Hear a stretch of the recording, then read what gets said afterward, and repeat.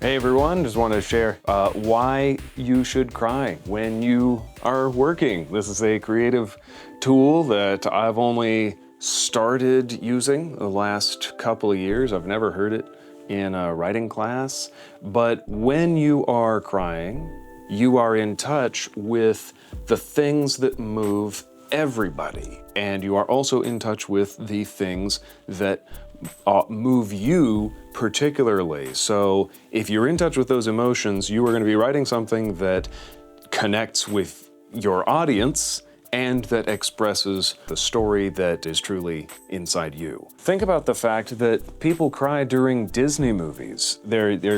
You're crying for drawings, and they're drawings of things that aren't even real. Dr. Jordan Peterson says this is because those stories assemble symbols of eternal things, or at least things that are as old as the world, maybe not eternal, into a form that is so coherent that it causes you to see them in a new way. A good story puts us in touch with things that are as old as time, or older than time, maybe in some cases.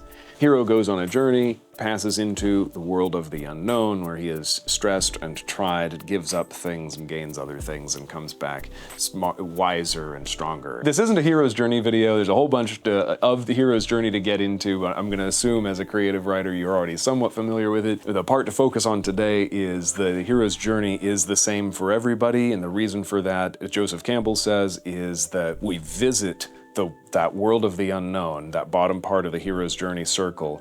We visit it every night in our dreams, and we all go to the same labyrinth, and we see the same symbols there.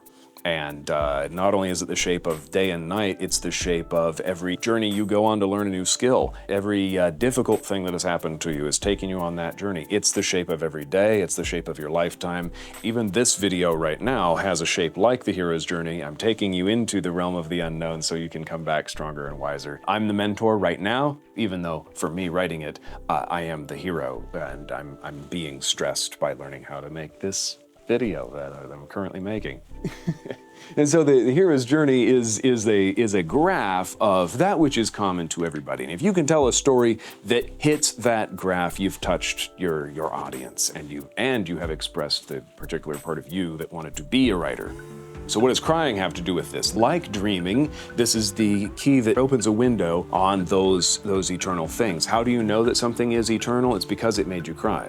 That's one way. So I want to encourage you to find the things that make you cry. And you should differentiate between things that make you cry because they are sorrowful and things that make you cry because they are timeless. And then the second step is to find the pattern. What is in common between those things? And then you will know something about yourself. And so to get you started, here are the things that make me cry. Maybe you'll see the pattern. Treasure Planet is one for me. There's two parts in particular in Treasure Planet, and they have nothing to do with the story. They have everything to do with the symbols. The one is when the professor says, "Next stop, the spaceport," and the camera flies out the window up to the moon. Only as you get closer, the moon is a space station. For one thing, the music and the timing show you we're now leaving Act 1. He just said goodbye to his mother. And now we're going to the world of the unknown. And this is such a pure symbol of that because every little boy who has dreamed of going to space looks up at the moon. The moon is a spaceport. It's the first part of space that we have gone to, and there are more to go to. Symbolically, it's so wonderful that their moon actually is a spaceport. The other part is they get to Treasure Planet and it's shaped like an X. Of course it is, because X marks the spot. This idea that is very timeless, X marks the spot, is becoming real for these characters, or at least the filmmakers have found a new way to express it. It's become real for you again, even if you haven't thought about X marking the spot for years. Another go to Act Break one is in a movie probably none of you have seen. It's the live-action Masters of the Universe from the 80s, and there's just this bit in it. The heroine makes a wish. Her boyfriend tells her wishes only come true in fairy tales, and immediately the lights turn on where they are. because they're on a timer, but really it's because, little do they know, they are actually in a fairy tale movie. And immediately they find evidence that they are in the world of the unknown. That transition is really wonderful. I like those transitions. I like that curtain drop. I'm realizing even now, the ones that I wrote down, that there's a pattern here about transitions. Another one is the Dunkirk evacuation. My little girls know this story. They ask to hear it sometimes. The British Army has come to France to help their French cousins defeat the Nazis, and they get pushed back. And they're at the sea coast, and they have to leave, but there are no ships for them to ride. And the good knight, Winston Churchill, calls out to the people of England, if you have a boat, go across the channel and pick up our men. And the husbands and fathers, fishermen, wealthy men, everyone with a boat sails across the channel and goes back and forth with planes shooting at them until all the soldiers are picked up. 300 Spartans, another one. I have a bookmark in my copy of Herodotus so I can turn right to the original account of that. Think about why it is that a historical moment like that would make you feel emotional. What actually is it? It's easy to just say, well, it was heroic, it was a good thing to do, they lost their lives, you know, it's easy to find these reasons, but what actually is it for you? Find out what that is. Find the pattern. Let's see what else. I like in Firefly, the episode when the salesman tells Mal, you get a ship like this, she'll be with you the rest of your life. And then we see he's talking about some top-of-the-line ship, and Mal, when he heard those words, had espied the Serenity. Before she even had a name, and that is the ship that he wanted to be with for the rest of his life. And it's romantic, it's deep, it's powerful, it's sacrificial.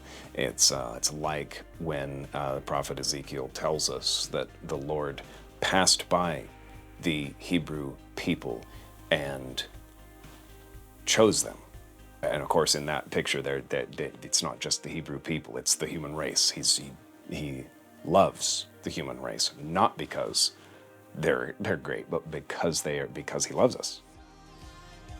And then the other one is Starlight Brigade, great just music video I found that always puts me in touch with these eternal things that it's about. On the surface, it's an homage to retro adventure cartoons, but underneath it's expressing something deep about the experience of growing up and finding yourself. So whether or not any of these things are the things that make you cry, hopefully you can see there's a pattern in mine, and there's a pattern in yours, and once you find out what that is, you can use them to break through writer's block, to kick off a writing session, to re-energize yourself if you lag during a writing session. Just feed yourself that way. And once you know what the pattern is between all the things that make you cry, you might know a little more about the story that is actually inside you, the story you're trying to tell. So if this is the kind of tip that helps you, go ahead and subscribe. I got a bunch more tools and tips coming to get focused as a creative person, because that's the thing we're all trying to do together.